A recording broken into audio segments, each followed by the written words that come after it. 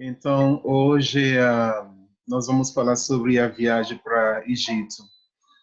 Ah, Temos todo ano viagem para Peru em setembro, que estamos saindo já na próxima semana, e em novembro para Egito. E depois, no final de fevereiro, para Márcio, Índia. Uau. E eu escolhi esses meses por motivos também climáticos, entre outras questões. O clima do Egito, no mês de novembro, é muito agradável. Não tem aquela calor que incomoda. E também não é frio. Então, mês de clima bem agradável. E essa viagem eu chamo de despertar de um novo ser. E como extensão de trabalhos que eu faço aqui no Brasil, que é conduzir as pessoas, levar as pessoas a se conhecer melhor, processo que chamamos de autoconhecimento. Então, são viagens que está crescendo muito, pessoas querem fazer as mesmas viagens turísticas para os mesmos lugares onde pessoas frequentam, mas com uma diferença. A diferença é, como eu gosto de dizer, unir útil e agradável. Então, nessas viagens, passamos pelas mesmas roteiros onde os turistas normalmente visitam. No caso do Egito, nós vamos passar pela pirâmide e vamos para Luxor. Vamos fazer navio pelo rio Nilo durante 3 dias até chegar na vilarejo Núbia, em Aswan. Então, essa é metade da viagem em si. E onde nós vamos visitar antigas templos desde a época do Kemet. E nesses lugares são lugares onde turistas frequentam, mas quando chegamos em cada lugar, fazemos uma outra viagem para dentro de nós. Eu conduzo as pessoas a perceber como que as pessoas viviam naquela época, como que eles acessavam o que chamamos de frequência vibracional através do campo quântico, e como que isso ainda é uma lição que eles deixaram para nossa vida no dia a dia hoje. Então, aí que entra a parte de autoconhecimento. Então, eu vou explicar passo a passo para você entender como funciona essa viagem. Existe uma coisa que muitas pessoas não sabem. Quando você vai para o Egito, você percebe que eles deixam muitas coisas escritas. E muitos textos, muitos livros, muitas ilustrações, imagens. Mas nenhum lugar na história do Egito, com esses textos e imagens que eles deixavam, em vários lugares, nos paredes, dentro da própria pirâmide, em vários templos. Nenhum lugar foi encontrado registro sobre a construção da pirâmide em Giza.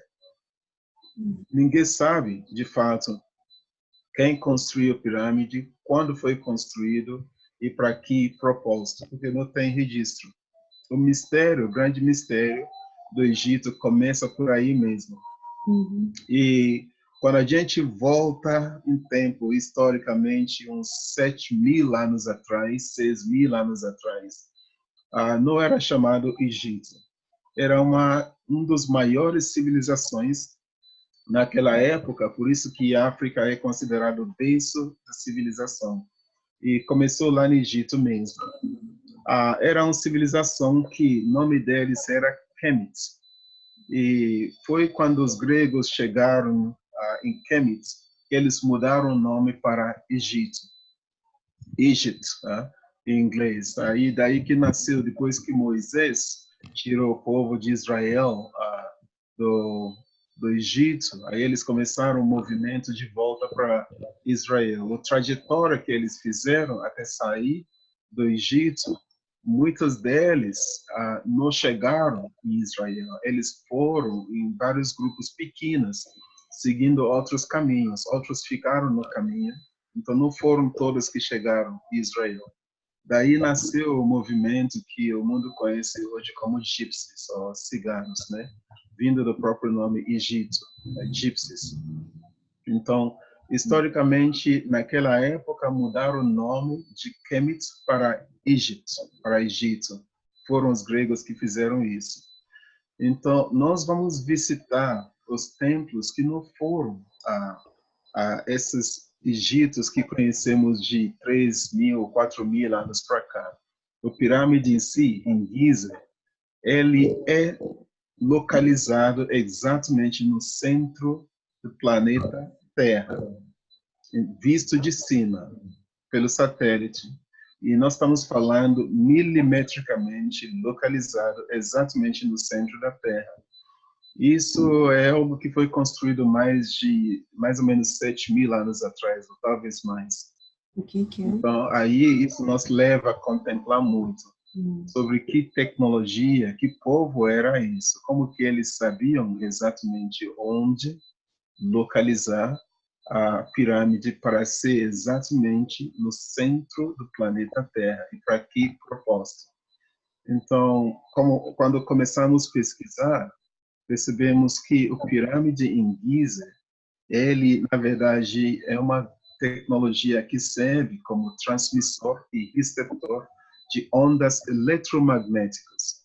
Ele tem uma grande interatividade com o que conhecemos hoje através das leis de estudos de física quântica, como campo quântico. E quando ele capta essas frequências, interage com o campo, ele emana essas mesmas frequências para vários lugares do mundo. Por isso que na mesma época, historicamente, em lugares como Peru, no Caribe, América Central, em Tibete, em vários lugares, nós temos também pirâmides de vários tamanhos, sendo em Giza o maior de todos. No México também. Então, essas pirâmides funcionavam como satélite. Tem função mais ou menos parecida como satélite hoje. Quando eles recebem frequência vibracional, informações vindo do campo quântico, essas informações são distribuídas pelo planeta Terra como atualização.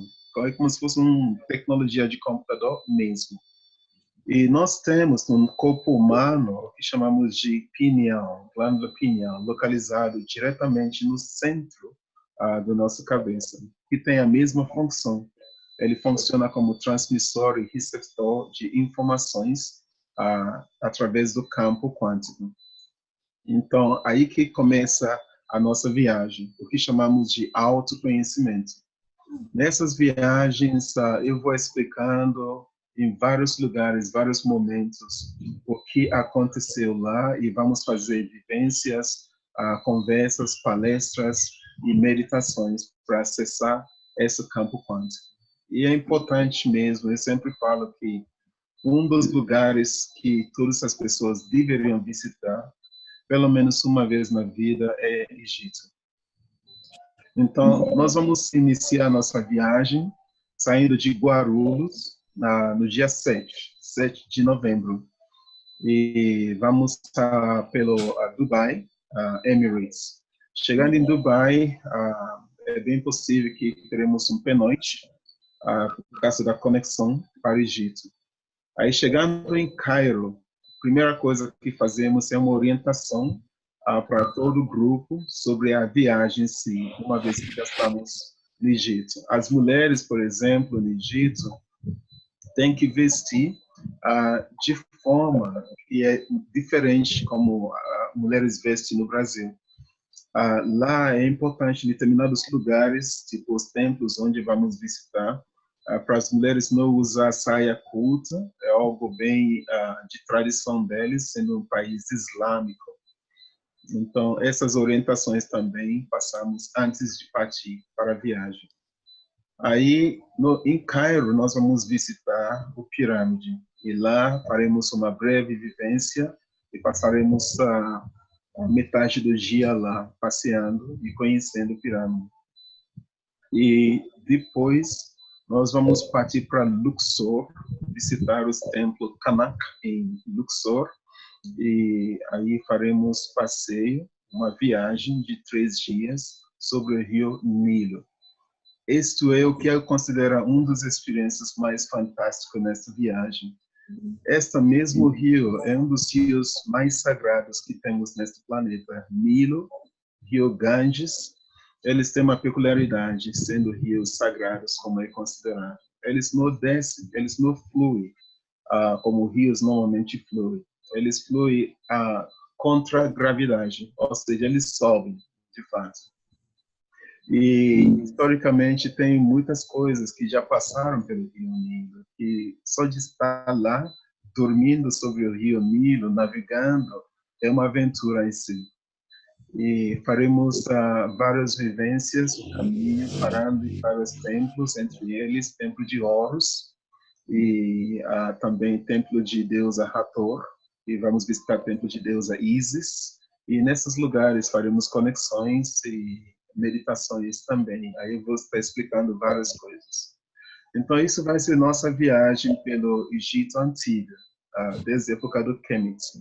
Aí nós vamos parar em Aswan, que já é no sul do Egito, visitar uma vilarejo núbia, ver como eles ainda vivem hoje.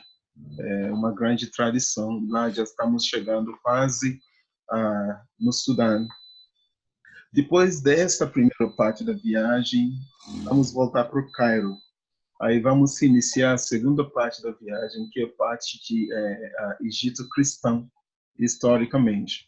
E vamos visitar onde, quando Jesus nasceu, Maria e José fugiram para Egito, quando a rei Harold estava procurando para matar o menino Jesus, e fugiram para Egito. E eles se esconderam numa caverna ao redor do Cairo, que depois virou uma igreja. E aí vamos visitar essa igreja, e tem escadas que descem para a caverna. A caverna ainda está lá. E tem uma pedra onde Jesus dormia quando ele era bebê. Esta pedra ainda está lá. Tem poço de água onde eles bebiam água. A água ainda está nesse poço. E neste mesmo bairro, era o bairro onde os judeus moravam naquela época, e onde Moisés morava perto no palácio de Ramsés II.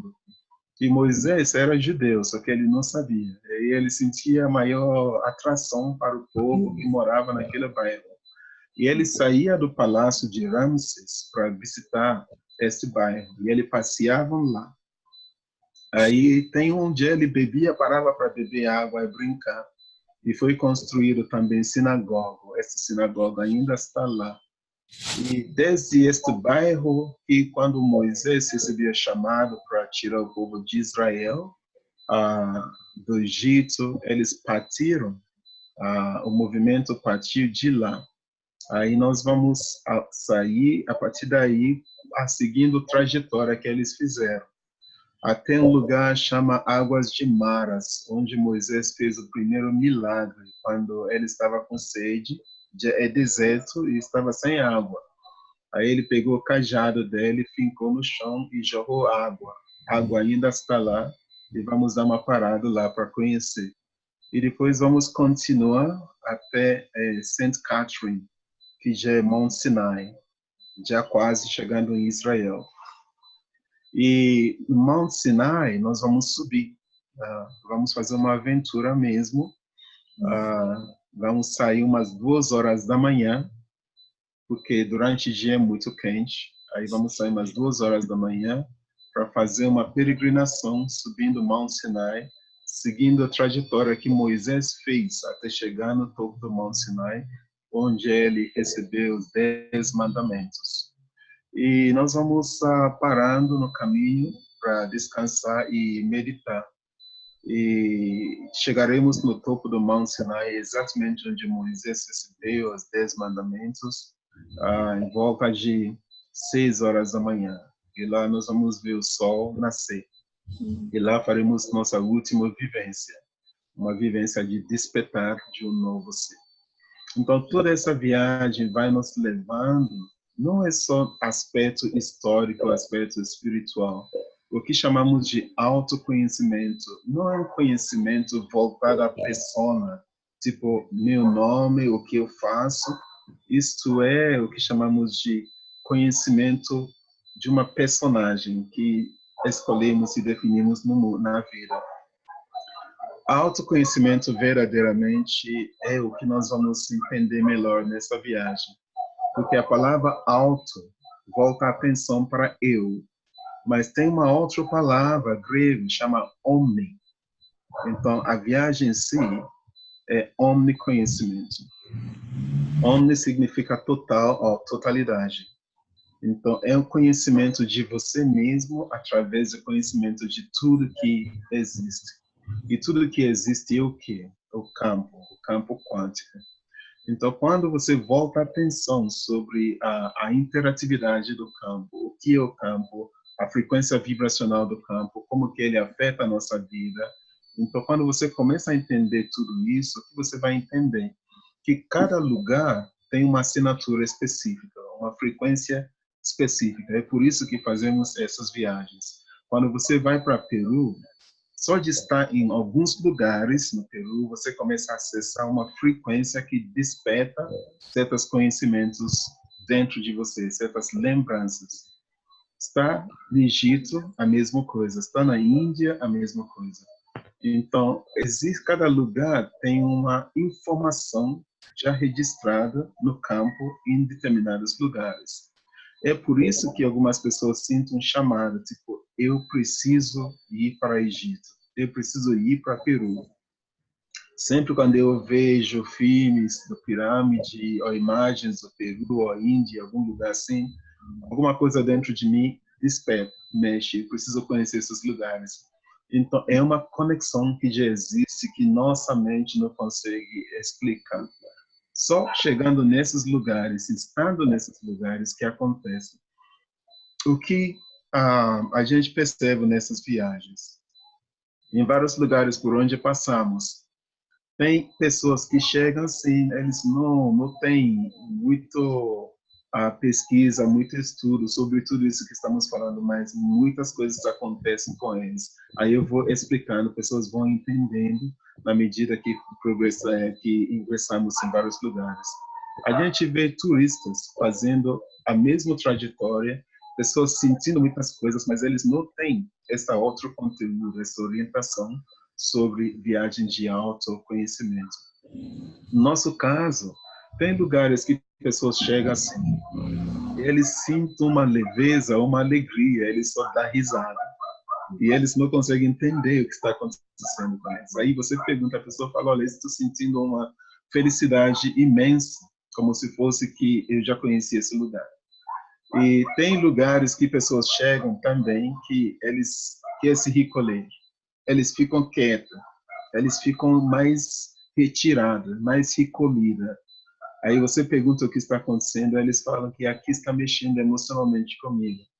Como explica isso? Então, nas regiões onde vamos visitar, já tem essas informações que interagem com a outra memória que a pessoa tem. E a condutor e transmissor dessas informações é o que conhecemos hoje como campo quântico. Então, isso que é verdadeira viagem de autoconhecimento, que é omniconhecimento.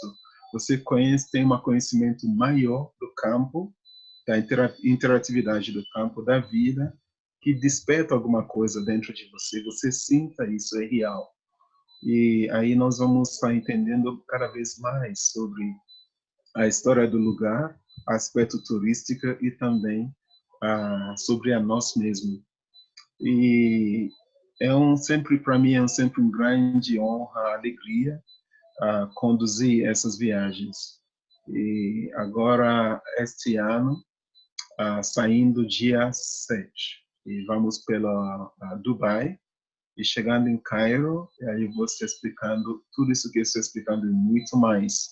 E aí vamos, é uma aventura de descobertas mesmo. Então, a viagem se trata disso, a viagem de autoconhecimento.